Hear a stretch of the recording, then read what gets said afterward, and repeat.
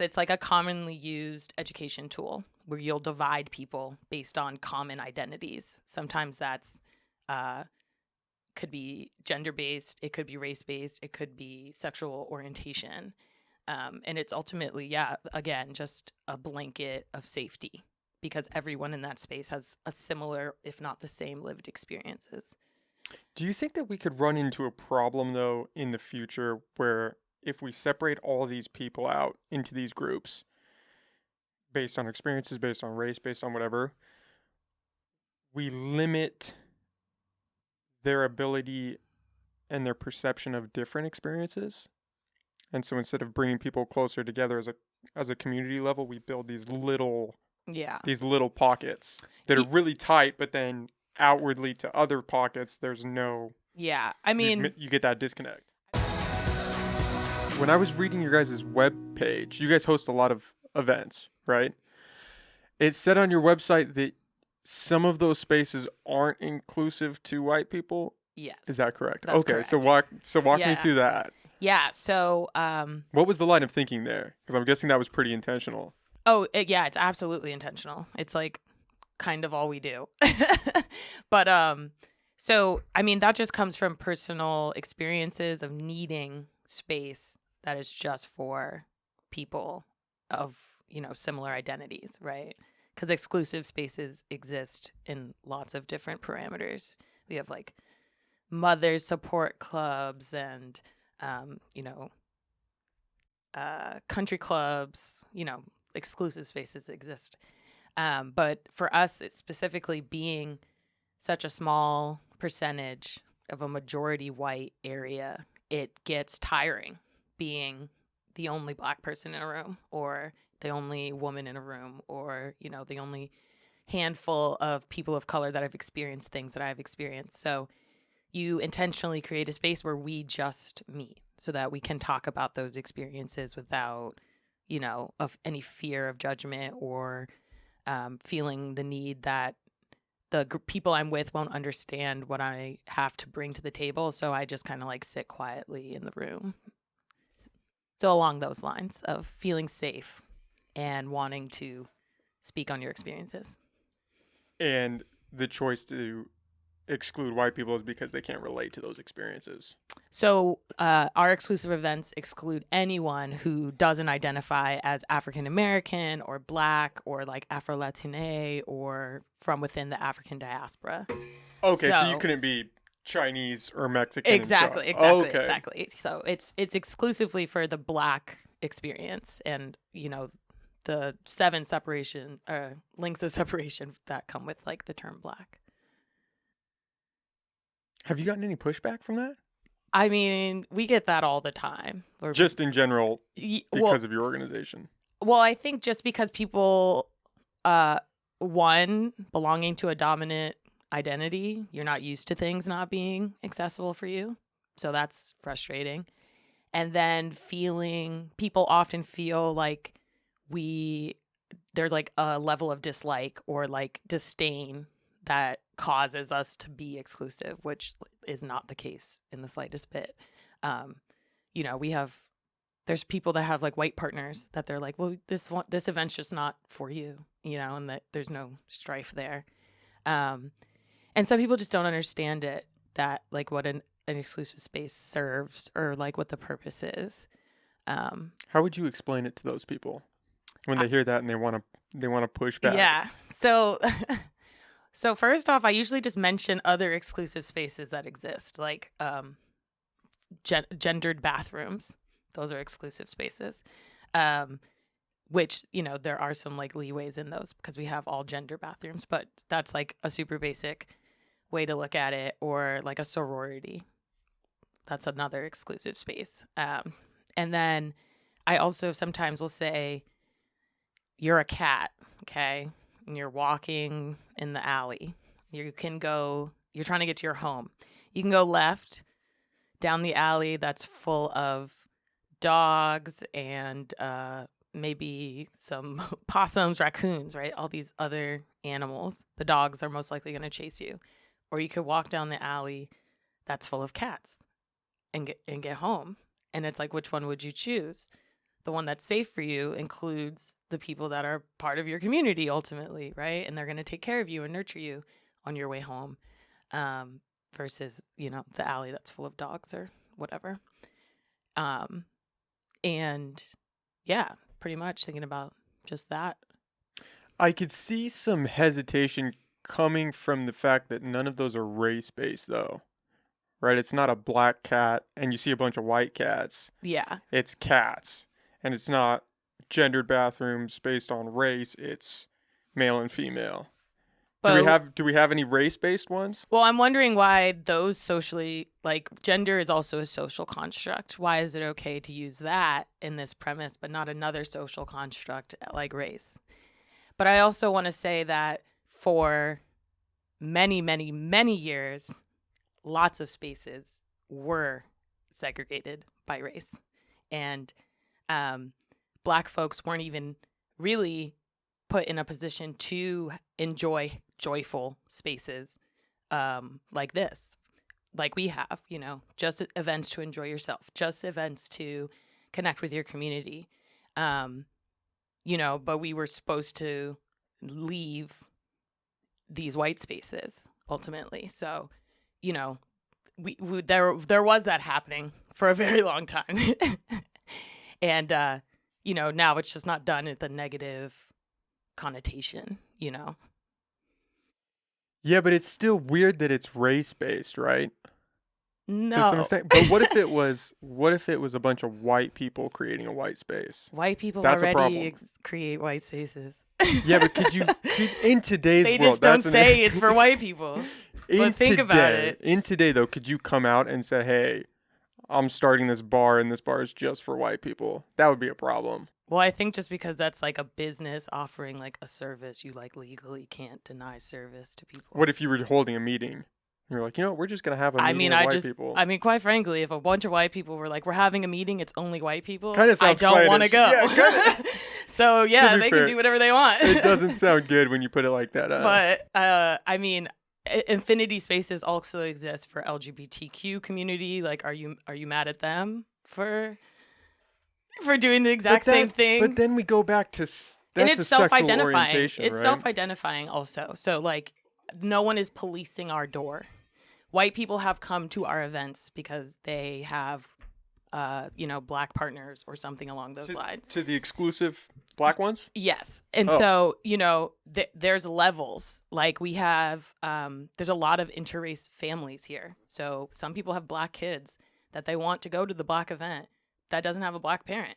We're not going to tell those people they can't come. Like, that's still, you're part of the community. You're part of the mix. But, we like folks to, look into that, why we're having the conversations of exclusive spaces, what it gives to the Black community, and then also understanding why you're defensive about it existing. Are a lot of people defensive?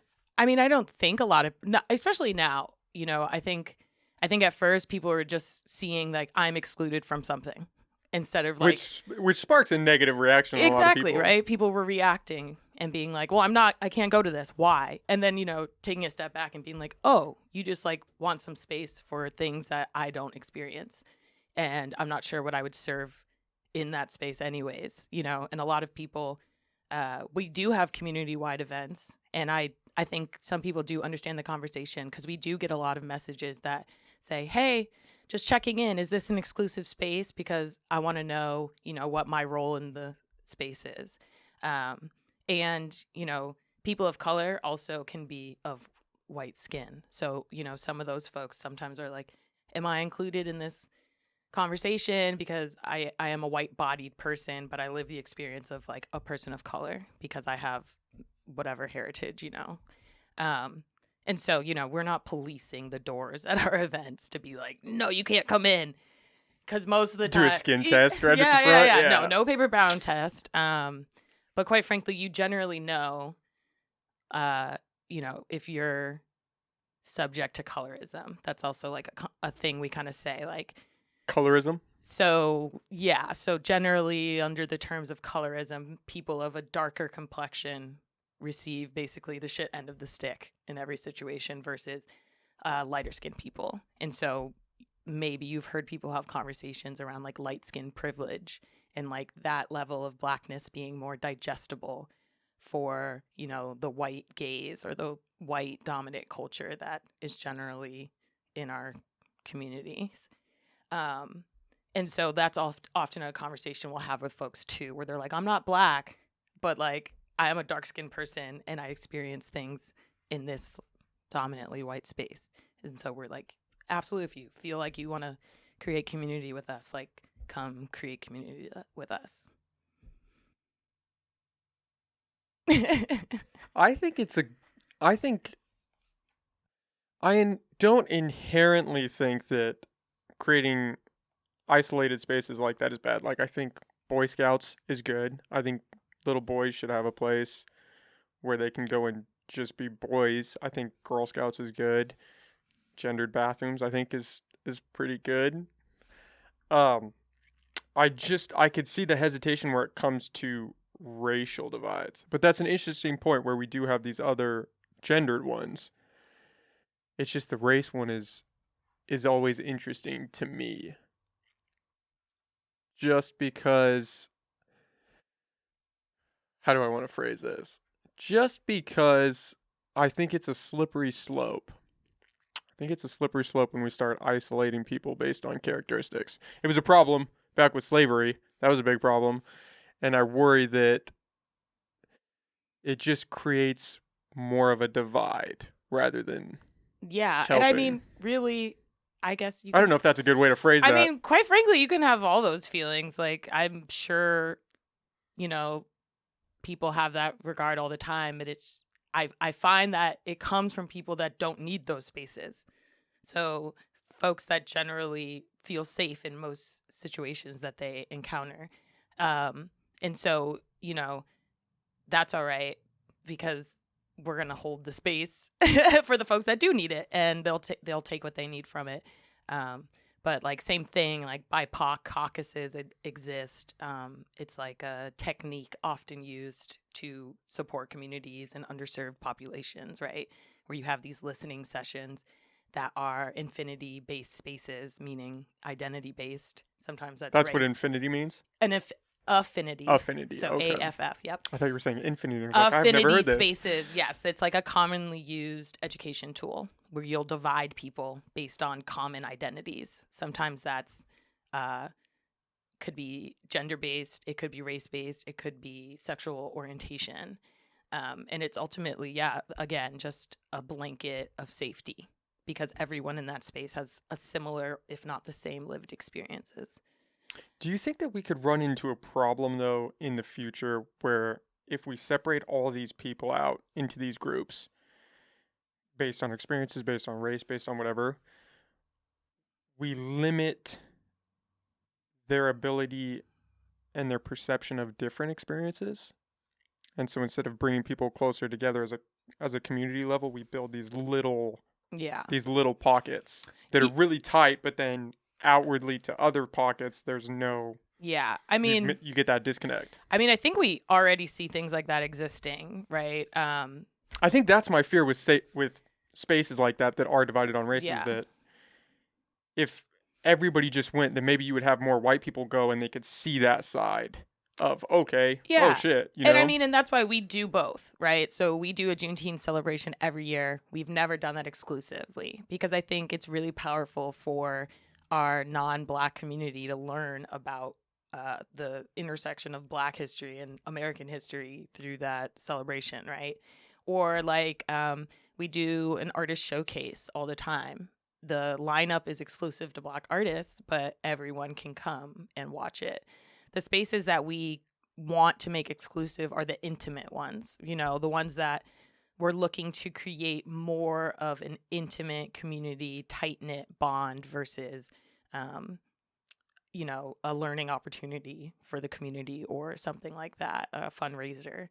And I think, being intentional in those spaces is what packs the punch of how we serve our community, knowing that they can do both, interact with a greater community of Humboldt or interact with, the people that have the closer identifiers to me and have the same like experiences I'm having or also have young kids that I would like to hang out with my young kids because they live in McKinleyville and I live in Fortuna or whatever, you know. I was just letting that. I was processing that because I think it is important. I think Well, it's kind of like, so do you like play fantasy football or anything like that? no, Okay. swing and a miss. Yeah, okay. I mean, I don't either, but I'm Yeah. just Okay. thinking like you have your crew that you do that Hmm. with, right? And that's just the crew. And I mean, it's kind of like that. You have your friends that you would invite to dinner. Like, say you're having like an event, right? You're having a huge birthday. You're turning 50. You might invite your family, your friends, your coworkers. You know, you might invite more people to that because it's like a general celebration. But then maybe one Friday you're feeling like you just want to, you know, have some social time. You're making dinner at your house. You might only invite, you know, your friends and your family. Or, you know, it's Christmas morning, or excuse me, I don't know what holidays you celebrate. So it's some great holiday that you celebrate and you might only invite your family. So just like being intentional with your space is like a good way to think about it too. And like how you use those regenerative spaces or those like healing spaces, the ones where you like recharge your batteries. How intentional are you with those spaces? In regards to your spaces, is any of that designated by race? Do you have like a close knit of black friends that you're more close with than like any of your white friends or something like that, or any of your, I don't know, pick a race I mean, as a black person, I'll say also as a queer person, like most of my friends are in that black or community. brown or queer. You know, I have white family too, and I have white friends. But generally speaking, when I was in high school, and when I switched schools in like 6th grade at the lunchroom, I was looking for people that looked like me, or I was like, you know, that's kind of where I was at, or you know, especially like my neighborhood I grew up in was a bunch of people that look like me also. So it's like those are just the people I was looking for, and that tends to be when you're a single number in a room of people that don't look like you tend to want to go to the people that do look like you, which sometimes it's race, but I'm a pretty racially ambiguous person. So I'm like, not necessarily like black folks, but black and brown, people of color in general.